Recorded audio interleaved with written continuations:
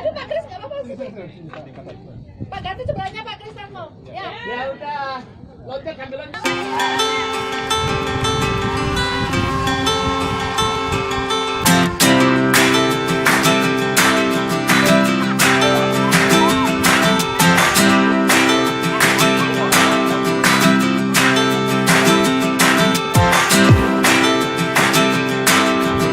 Pagi guys, kita sekarang sudah ada di negeri di atas awan bersama rekan saya Muraj dan saya sendiri dengan Sul.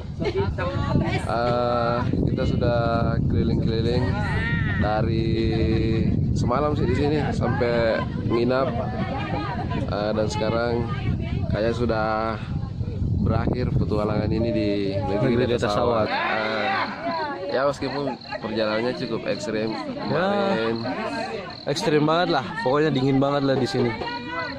udah dingin, lapar lagi, haus.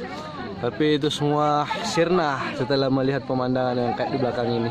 Iyalah, terbayarkan dengan Ya, awan yang pokoknya nggak rugi lah kalau jalan ke sini. Emang kalau perjalanan dari awalnya itu sih agak-agak ekstrim, tapi kalau udah di atas kita di puncak ini deh, udah terbayarkan semua. Gimana pendapatmu Sul?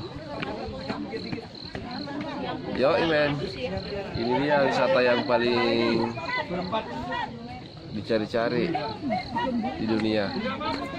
Karena cuma dua yang wisata kayak gini di atas ranjang, di atas awan.